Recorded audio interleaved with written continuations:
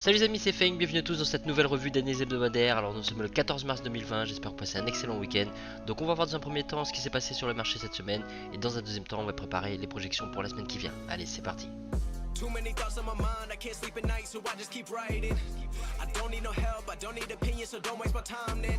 I just been living online, my city don't show me no love and that's fine. Alors comme d'habitude, juste avant de commencer, pense à prendre une petite seconde pour mettre un pouce bleu, un commentaire. Ça me permet de développer la chaîne, ça me montre aussi que tu apprécies mon travail et le temps que je prends pour faire ces revues chaque semaine. Je te remercie par avance.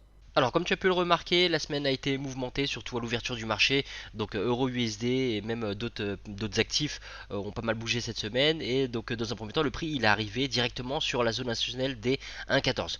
Donc là où on a eu un gap, et donc il y avait un risque supplémentaire parce que souvent les gaps se comblent, mais on ne traite pas la couverture du gap parce que comme tu peux le voir, le prix avant de couvrir le gap, il peut partir de plus de 100 pips dans le mauvais sens.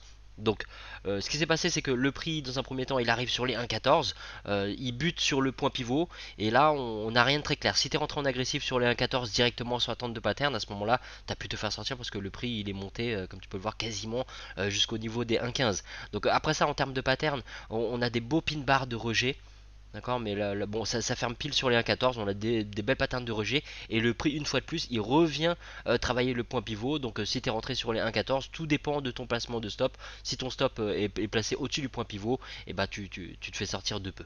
Donc après ça, le prix, il repasse en dessous des 1,14, et donc comme quoi il faut jamais lâcher l'affaire. On a, alors ici c'est pas très clair, on a une bougie de force, mais le pin bar, il arrive juste après. Et c'est pas juste un pin bar, on a un beau pin bar ici, mais si tu regardes bien, on a une situation d'inside bar, on a un RMI ici, donc inside bar, cassure de la bougie mère par le bas. Le risque bien sûr c'était qu'on commence à s'approcher des 1,13, mais c'était valable pour un retour à l'équilibre, hein. Le tout c'est de ne pas te contenter d'une clôture de position sur les 1,13 sous prétexte que c'est un instit, parce que tu veux avant tout donc privilégier un bon ratio risque-profit. Donc là le setup depuis les 1,14 avec ce pin bar ou tout simplement entrer dans l'inside bar, il paye fortement. Donc sur la fin de la semaine, il arrive sur notre équilibre. Et comme tu peux le voir, bon, bah, il y a à peu près alors un peu plus d'un 13, on a à peu près 230 pips. 230 pips de potentiel. Et donc si tu n'as pas attrapé les patterns qui sont là, on a une cassure et un retest des 1,13. D'accord, donc là c'est encore plus clair. Là on a donc la cassure qui est largement suffisante. On a donc le retest qui vient ici. On a encore inside bar, cassure de la bougie mère par le bas. Et donc là le prix il clôture même juste en dessous donc de l'instit des 250 pips. Et là donc tu peux profiter donc une fois de plus d'à peu près 150 pips, même un peu plus hein, si on regarde le prix où est-ce qu'il va. Mais il y avait quand même un bloc de contrat et l'équilibre. Donc ça aurait été plus prudent de même couper ta position sur les 1,11. Donc Euro USD, semaine mouvementée dès le départ, mais on a quand même eu des patterns. Juste on peut se faire sortir au début de la semaine par rapport à toute cette volatilité, hein, même si le setup est bon, même si les patterns sont bonnes par rapport aux zones clés, ça n'empêchera pas que le prix, des fois il va venir, il va te secouer, il va te sortir pour finalement revenir. Le tout c'est de ne pas lâcher l'affaire parce que tu auras tu as parfois la possibilité de re-rentrer en position et grâce à un bon ratio risque-profit, couvrir les pertes que tu as eu avant. Et donc tu vois la chute là, il était possible il y avait deux entrées possibles, donc l'entrée ici au niveau des 1,14 ou la cassure retest qu'on a eu sur les 1,13. Alors GBP USD, on a eu un home run magnifique, pile poil sur une zone de valeur qu'on surveillait, les 1,31, donc c'est le scénario bleu. Sauf que avant ça, le prix, comme tu peux le voir, il est parti quand même piquer les 1,32 pile dessus avant de revenir. Donc on a une situation d'inside bar, une fois de plus, là on a plusieurs inside bar et on a une cassure de la bougie mère par le bas. Donc la bougie mère était un peu grande et la proximité de l'instit à 1,30 dangereuse, donc c'était pas forcément évident par rapport à ça donc de prendre position. Donc on est proche des 1,30, on a l'équilibre qui est juste en dessous, donc c'est pas évident. Et quand on regarde donc après, alors tu vois, si tu es rentré en agressif, il faut être objectif, tu es rentré au moment où le prix l'a touché ici et tu t'es fait sortir dans cette bougie. D'accord. Donc après on a un inside bar qui est là, donc tu pouvais trader donc la cassure de la bougie mère par le bas, et bien sûr ça dépend des patterns que tu as eu sur ton broker. Mais là tu vois sur le graphique on voit bien qu'on a la possibilité de rentrer, on rentre pas sur cette espèce de pin bar parce que la clôture elle se fait au-dessus du point pivot et au-dessus des 1,31, mais là la cassure de la bougie mère par le bas, on a la possibilité de rentrer. Là on a un tel bar, on n'aime pas trop la mèche qui est en dessous, donc cette pattern là elle est pas terrible. Donc après ça on a une cassure mais pas de retest des 1,30, donc on n'y touche pas. Là le rejet des 1,29, le bloc de contrat aurait pu inverser de rôle. On a aussi un rejet du point pivot dans un premier temps, mais comme tu peux le voir à l'équilibre, déjà le prix passait en dessous de l'équilibre, l'équilibre est plat à ce moment là, donc on n'a pas vraiment de tendance de structure haussière pour se positionner en achat. Donc c'était risqué de prendre un achat ici, mais quand tu vois ce genre de pattern, c'est une possibilité. Donc si tu as pris l'achat par rapport au 1,29 par rapport à un gros pin bar ici, c'était valable dans le sens où tu as une pattern sur une zone clé, mais par rapport au contexte global du marché, c'était pas idéal. D'accord, la première, la base de ton analyse commence toujours par la structure du marché, et là on le voit, la structure elle est pas nette du tout, donc c'est pas idéal pour basculer sur la suite de l'analyse. Mais donc voilà, c'était valable parce que tu as une pattern, tu as une zone clé, et c'était pas optimal, mais c'était valable. Donc après ça, le prix il casse, il reteste pas les 1,29, on ne le chasse pas, et comme tu peux le voir derrière, donc le prix il a fait que casser. Et bon, il a retesté les 1,26, comme tu peux le voir ici. L'entrée vraiment c'était au niveau des 1,26. On a une cassure et un retest des 1,26 ici, avec cette belle englobante. Mais une fois de plus, les mouvements ils sont très très importants. On a eu énormément de volatilité. Juste cette bougie là, elle reteste les 1,26, mais elle clôture au niveau des 1,25. Donc tu vois, c'est pas évident. Soit tu trades de manière agressive et à ce moment là, déjà tu te fais sortir là-haut. Mais ici, donc tu prends la cassure, le retest directement sur les 1,26. Là ça passe.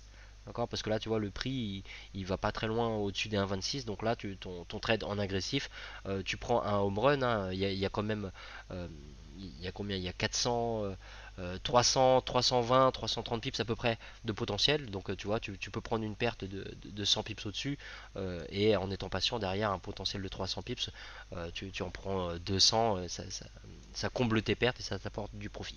Alors encore beaucoup de volatilité aussi sur UJ cette semaine, et vous êtes nombreux à avoir attrapé le rejet des 102,50. Donc on a eu des très très belles patterns après cette chute à l'ouverture du marché, et ça allait dans le sens d'une couverture du gap. Donc là c'est quand même moins risqué. On avait aussi donc cette surextension du prix par rapport à l'équilibre, donc le setup de retour à l'équilibre, comme tu peux le voir, ça s'est très très bien passé. Il fallait être patient. Beaucoup d'entre vous, vous avez coupé votre position sur les 105, ce qui faisait déjà un très très beau home run, hein. On a 250 pips entre les 102,50 et les 500, et derrière il y a eu un gros retracement. Donc soit tu es sorti sur les 105, soit tu t'es fait sortir au moment où le prix est venu toucher ton stop que tu avais rapproché. Mais derrière ça on a eu il y avait à peu près 550 pips de potentiel entre les 102,50 et les 108 à toute fin de semaine. Donc beaucoup de volatilité, il fallait être patient sur ce setup là. C'est là où on voit que quand tu manages tes positions, avec un trailing stop ou autre, ou si tu es patient tout simplement avec ton trade, tu peux obtenir vraiment de très beaux gains, surtout sur un setup de retour à l'équilibre. Et bah la moindre des choses c'est de viser l'équilibre. D'accord, rien ne t'empêche de te payer un petit peu en chemin sur les 105, mais derrière ce que tu vises c'est vraiment l'équilibre, et sur la toute fin de semaine c'est là où le prix il arrive sur l'équilibre. Alors tu aurais peut-être pu couper ta position sur le bloc de contrat parce que ça représentait un risque. Quand le prix arrive ici, tu as quand même déjà quasiment 500 pips. Donc tu vois, c'était une bonne raison technique. Les 105, ça restait une bonne raison technique aussi, parce que ça avait beau être un setup de retour à l'équilibre, on était à contre-tendance.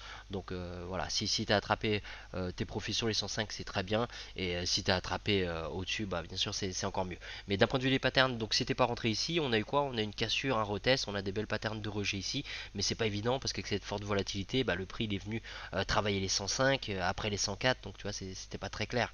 Là si on regarde les patterns, on a des patterns dans les deux sens, hein. On a les patterns haussières ici, on a inside bar qui assure de la bougie mère par le bas en harmonie avec la tendance. Donc tu vois, soit tu vises le retour à l'équipe, soit tu vises une continuation de la tendance, mais il faut choisir ton camp quoi. Donc après ça, qu'est-ce qu'on a?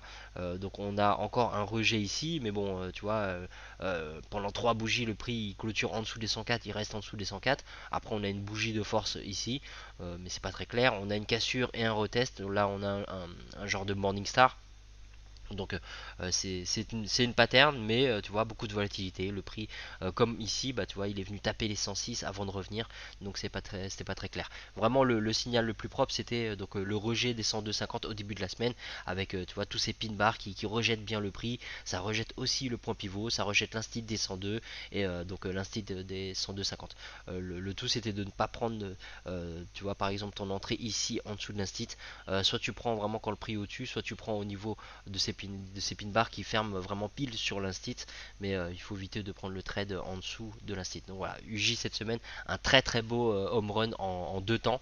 Le premier home run était déjà plus que sympa, hein, 250 pips de potentiel, et finalement donc à peu près 550 pips de potentiel en tout sur la semaine.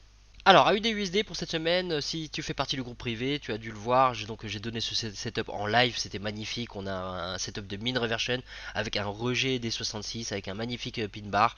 Et si tu veux, le retest, il vient après cette chute-là.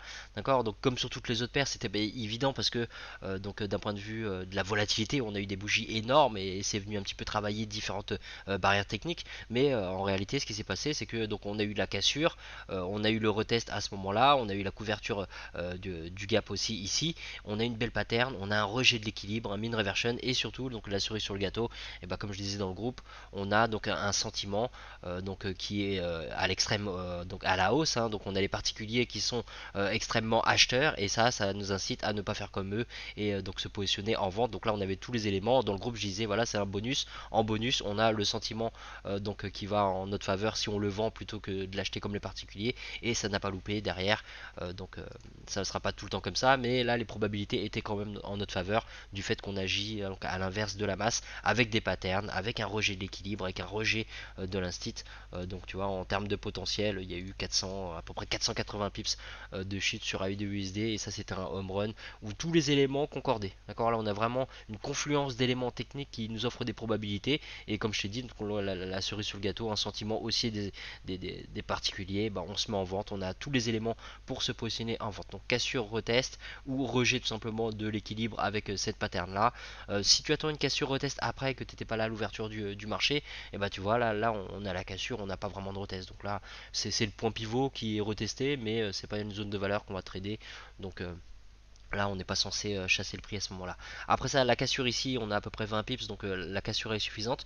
Mais en termes de retest, bah, c'est pas clean du tout. Hein, tu vois, on a vraiment pas grand-chose. Alors oui, il y a le petit pin bar qui est juste après ici. Il est un peu fragile, mais ça reste un pin bar. Donc si tu peux rentrer sur ce pin bar là, en effet. Si tu rentres sur le pin bar, bah tu vois, il faut supporter que pendant presque une journée, tu vas être en négatif avant que le prix revienne. Mais quand tu es dans le sens de la tendance, tu peux être patient. Tu vois, c'est le genre de cas de figure où tu peux avoir confiance en ton setup. Et après tout dépend de ton broker aussi, hein, tu as pu avoir d'autres patterns, mais là c'est sinon, mis à part le petit pin bar qui est ici, c'est pas très clair. Hein. On a vraiment, alors on a bien un Evening Star ici, une étoile du soir, mais tout se passe au-dessus de notre zone clé. Après donc le prix il repasse en dessous, on n'a pas d'englobante, on n'a pas de pin bar, on n'a rien, on n'a pas d'inside bar. Donc sinon ici c'est pas très net. Pareil au niveau des 64, on a une cassure, on n'a pas de retest. Au niveau des 63, là on a pas mal d'inside bar, mais donc bon, on va pas prendre cette bougie mère là parce qu'elle est trop grande, mais ces bougies mère là, on peut les prendre. Sauf que si tu regardes bien, bon, on n'a pas vraiment de cassure. Hein. La cassure elle arrive vraiment que sur cette bougie là, donc si tu prends ça comme cassure derrière t'as pas de retest. Donc tu vois sur la fin attraper la chute c'était pas évident. Vraiment c'est un mouvement qu'il fallait attraper dès le début de la semaine au niveau de l'équilibre dans le sens de la tendance pour profiter de ce home run et puis après il fallait être patient, mais à aucun moment tu vois on a été inquiété sur ce trade là, le prix et on a eu des petits retracements mais rien de méchant. Alors NZD USD c'était pas mal aussi, donc là tu vois dès le début de la semaine, enfin dès le début de la semaine, alors bien sûr il y a eu un gros mouvement à l'ouverture du marché, c'était monstrueux, donc là-dessus en fonction de tes positions, si tu étais en vente par rapport à la tendance, tu as pu te régaler, ça a pu taper ton TP, et si tu étais à l'achat, bon là c'était risqué quand même parce que on était déjà proche de l'équilibre, hein, mais possible que tu aies eu un stop loss en dessous par rapport à une précédente position d'achat, et à ce moment là tu te fais sortir tout simplement. Ça c'est le genre de mouvements qui sont inévitables. D'accord, ça arrivera de temps en temps et c'est inévitable. Notre stop loss il est là pour nous protéger, il est là pour nous couvrir. Donc là, on voit justement quand il y a ce genre de mouvement que c'est important d'avoir un stop loss. Donc après ça, comme sur AUD USD, on a une belle pattern de rejet ici avec donc un setup de mean reversion en suivi de tendance, d'accord, un rejet de l'équilibre dans cette structure baissière. Donc là vraiment c'était un très beau setup. Contrairement à AUD USD, là la pattern elle est quand même un peu plus loin de la barrière technique, mais c'est un setup en swing pour une continuation de la tendance. Donc bien sûr tu vas pas te contenter de prendre du profit sur les 63, donc tu peux rentrer à la fermeture de cette pattern qui est magnifique. Là vraiment le pin bar c'est un cas d'école quoi, donc tu peux rentrer là, et le tout c'est de ne pas te contenter des 63. Et donc comme tu te contentes pas des 63 et que tu vois du profit, tu vois, psychologiquement il faut tenir, avoir confiance en ta position et être patient, parce que on a toute cette période où le prix il revient un petit peu proche de ton break-even. Et donc tu vois, au moment où le prix il arrive sur les 63, il faut pas commencer à te dire ah je devrais peut-être prendre mon profit, tu vois, un jour et 16 heures, même après, hein, après, pour que ça rechute, voilà, bon, quasiment 2 journées avant d'avoir réellement du profit sur NZD-USD. Donc c'est là où il faut avoir confiance en son setup. Mais tu vois, même d'un point de vue du swap, tu t'en fiches quoi, quand tu vois le potentiel de profit, et bah voilà, tu comprends qu'il vaut mieux être patient. Si t'as pas attrapé la pattern qui est ici, on a une possibilité d'entrée sur donc, la cassure retest de 63. Donc là c'est le scénario rouge, hein, carrément. On a la cassure qui est largement suffisante, hein, tu vois, on a 45 pips de cassure, le prix il vient et il reteste, et là par contre tu vois, contrairement à ce qu'on a vu sur des paires précédentes, on a donc un evening star, on a une étoile du soir, et là l'étoile du soir elle se passe pas au-dessus de l'instit, mais elle clôture bien en dessous de l'instit. Donc là tu vois, la pattern elle est beaucoup plus propre, on a un rejet du point pivot, on a un rejet des 63, donc à la fermeture de cette pattern là, bah, tu peux te mettre en position par rapport au scénario rouge, et tu as un beau home run à la clé. Rappelle-toi qu'un morning star, un evening star, c'est tout simplement sur les plus gros time frames un pin bar. Ok, donc on a un rejet des 63, donc il était possible de rentrer en position ici pour un potentiel à la fermeture. Donc tu vois, bon, à peu près 280 pips, on a à peu près 280 pips donc de chute sur la cassure au test des 63, le scénario rouge.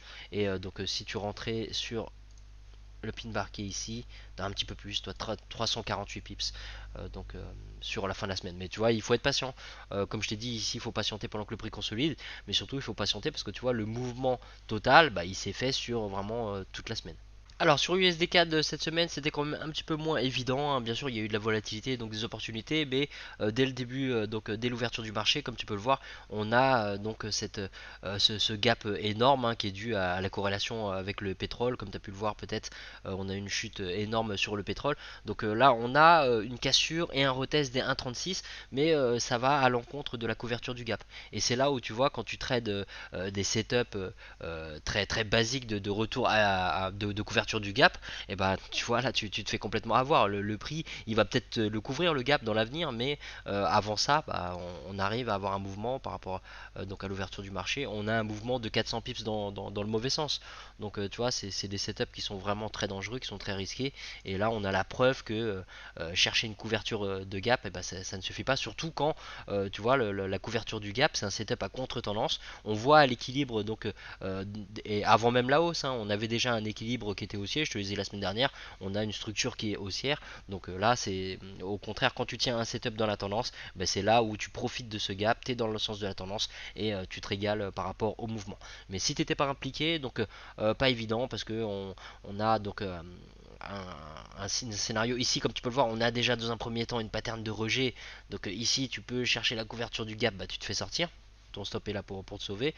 Et après ça, derrière, on a un pin bar dans l'autre sens. Là, c'est un peu plus rassurant parce qu'on est donc dans le sens de la tendance. Donc là, tu peux attraper l'opportunité, mais tu te retiens peut-être par rapport à cette histoire de gap. Donc après ça, le price action, qu'est-ce qu'il nous fait? Donc il casse, il reteste les 1,37. D'accord, comme tu peux le voir ici, on a cette espèce d'englobante, tail bar haussier, donc cassure, retest des 37. Attention aux 37,50 qui sont juste là.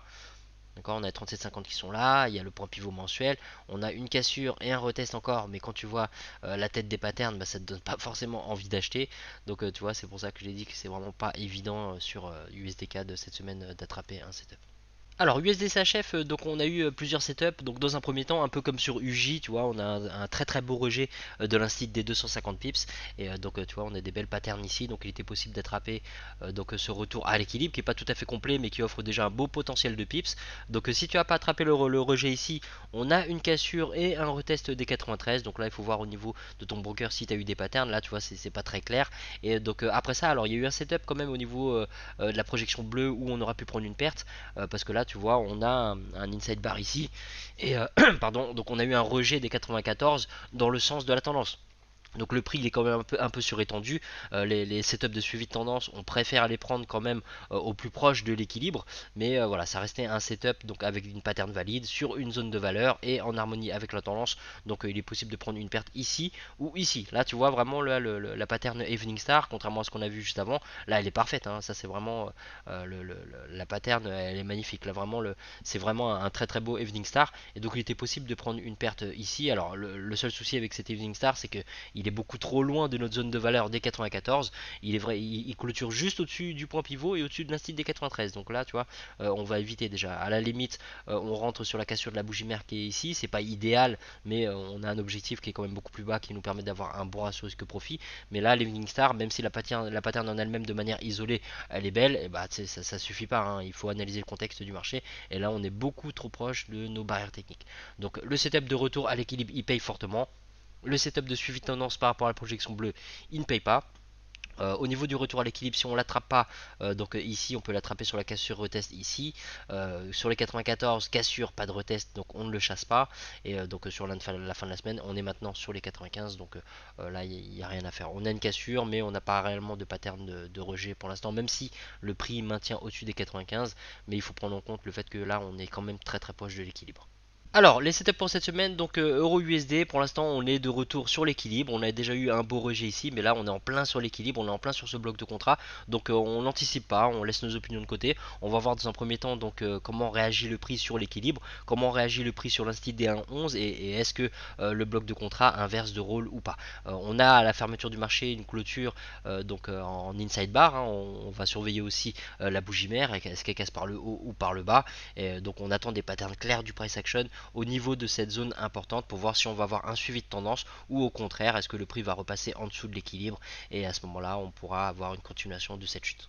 Alors GBP USD pour cette semaine, donc après cette chute monstrueuse, on a la création de nouveaux blocs de contrat, donc on va surveiller ces zones là si le prix retrace dessus, et donc pour l'instant on a un prix qui commence à être surétendu par rapport à l'équilibre, comme tu peux le voir, on a une belle surextension, donc on va surveiller comme d'habitude nos patterns de price action sur nos zones clés, on a les 22,50, on a les 23, donc à l'ouverture du marché on va surveiller donc comment réagit le prix sur ces deux zones institutionnelles, et on va agir en conséquence. On fera quand même attention en cas de scénario rouge parce que le prix commence à être surétendu, donc le setup de retour à l'équilibre pourrait être probable. Alors UJ pour cette semaine, donc après le retour à l'équilibre qui s'est complété, on a maintenant la probabilité d'un setup de mean reversion en suivi de tendance, mais on attend quand même des confirmations au niveau du price action pour se positionner. On a la création d'un bloc de contrat, donc qui est pas mal du tout parce que tu vois, bon, la zone déjà est importante à la base, donc c'était pas obligatoire de mettre ce bloc, mais c'est intéressant de le noter parce que tu vois, on a eu une hausse donc continue sans bougie rouge, sans retracement, donc c'est vraiment la preuve que ici on a eu un très très beau bloc de contrat haussier. Donc on surveille les patterns price action au niveau donc des 108 à l'ouverture du marché, voir déjà comment le prix réagit. Est-ce qu'on va avoir un suivi de tendance, est-ce qu'on va avoir un retracement pour finalement une continuation de cette impulsion haussière? On ne sait pas, on ne peut pas savoir, donc on regarde nos patterns price action sur nos différentes zones clés. Alors pareil pour AUD-USD, après la belle chute, on a maintenant une surextension du prix, donc est-ce qu'on va avoir un retour à l'équilibre ou pas? On surveille les patterns price action, donc au niveau des 62, on a les 62,50 aussi, donc on n'a pas besoin d'être pressé, hein, parce que là, pour un retour à l'équilibre, on peut très bien attraper des cassures au test sur les différentes zones clés qui sont juste au-dessus, ça laissera quand même un beau potentiel de pips, et si le prix part en cassant sans retester, eh ben, on le laisse tout simplement, parce que comme tu peux le voir chaque semaine, donc il y a toujours des opportunités qui sont plutôt propres, donc on n'a pas besoin de sauter dans des opportunités qui ne sont pas clean. Donc on surveille les 62, scénario rouge on fait attention parce que le prix est déjà surétendu, et donc le scénario violet ce serait pour un retour à l'équilibre, comme le scénario vert. Le scénario vert on fera juste attention parce que après une belle cassure et un retest, on a quand même le point pivot qui est très proche et l'instit des 250 pips. Alors c'est un peu pareil sur NZD-USD que sur AUD-USD, donc là pour l'instant le prix il est en plein milieu entre les 60 et les 61, donc là on n'y touche pas. On a déjà une cassure, donc en cas de retest on pourrait attraper un scénario bleu donc pour une continuation de cette impulsion baissière, mais on a un prix qui commence à être surétendu, donc comme tu peux le voir les 60 c'est un très très beau support hein, qui est appuyé par le point pivot mensuel. Le rejet il a été brutal à ce niveau là, quand on voit donc à quel point le mouvement a été brusque, on comprend que là il y a forcément des gros poissons qui surveillent ce prix là et qui achètent fortement, et il pourrait réitérer si le prix revient dessus. Donc on surveille les 60 et au-dessus donc on surveille les 61. En cas de cassure retest pour un retour à l'équilibre, on fait attention, donc on prendra de préférence donc après le retest une clôture au-dessus du point pivot mensuel. Alors USD4, donc sur extension du prix, retour à l'équilibre possible. Pour l'instant on a des très très belles patterns de rejet des 1,39, ça irait dans le sens d'une couverture de gap. Donc soit tu te positionnes par rapport au pattern de rejet qu'on a déjà, comme tu peux le voir ici sur la clôture de la semaine dernière, ou soit tu attends des nouvelles patterns. Donc alors j'ai mis des scénarios au niveau des 1,37 et des 1,39, mais surveille à l'ouverture du marché ce qui se passe au niveau des 1,38 et au niveau des 1,3750. D'accord, il y a déjà pas mal de scénarios, on a couvert toutes les possibilités que ce soit à la hausse ou à la baisse ou pour une consolidation. Donc le tout c'est de ne pas non plus rajouter encore des scénarios parce qu'on veut garder un graphique clair. Mais surveiller l'ouverture du marché, les réactions du price action déjà au niveau des 1,38, ça pourrait te donner un indice sur le fait que le prix pourrait revenir à l'équilibre ou tout simplement continuer cette impulsion haussière. Donc surveille les 38, les 37,50 qui sont très proches du prix ou patiente pour voir donc s'il se passe quelque chose de clair au niveau des 1,39 ou au niveau des 1,37. Alors USD CHF, donc là le retour à l'équilibre il est quasi complet, donc là maintenant on peut plus trop trader ce retour à l'équilibre, on est vraiment très très proche, c'est plutôt un setup de continuation de tendance qu'on va rechercher. Donc si on a des patterns du price action au niveau des 96, là on a une très très belle zone de confluence parce que tu vois il y a l'équilibre qui approche. Donc si on a des patterns de rejet à la baisse sur les 96 pour un scénario bleu, ça serait un très très beau setup de mean reversion en suivi de tendance. Mais on garde à l'esprit que le prix pourrait très bien faire l'inverse, d'accord, tout peut arriver sur les marchés, surtout en cette période un peu de forte volatilité et d'instabilité sur les marchés. Le prix peut très bien casser, retester les 96 pour un décollage. Donc à ce moment-là, on va rester objectif et on va trader, on va réagir aux patterns du price action qui sont offertes à nous, donc sur les 96 ou en dessous au niveau des 95. Donc scénario rouge, ça serait aussi pour un setup de continuation de tendance. Le prix il va pas forcément toucher l'équilibre, la tendance pourrait reprendre son cours et à ce moment-là, on veut des belles patterns avec un scénario propre de cassure retest et on se méfie quand même de ce point pivot mensuel. Ça va pas nous empêcher de trader, mais c'est une barrière technique où il faut être vif parce que si on voit des rejets, des patterns de rejets qui sont très clairs au niveau du point pivot, et ben, il faudrait peut-être protéger notre position, voire même sortir du trade. Voilà les amis, c'est la fin de cette revue. Merci à tous d'avoir suivi jusqu'au bout. Pense à mettre un petit pouce bleu si ça t'a plu. N'hésite pas à mettre tes questions en commentaire, j'y répondrai avec plaisir. Si tu aimes ce genre de projection ou d'analyse, j'en fais beaucoup plus le dimanche dans mon groupe privé sur 19 paires et matières premières. Donc beaucoup plus d'opportunités à attraper sur les marchés. Toutes les infos sont sur mon site, donc dans la page formation sur masterfangtrading.com. Allez, bonne semaine à toi, bon trading et bon profit sur les marchés.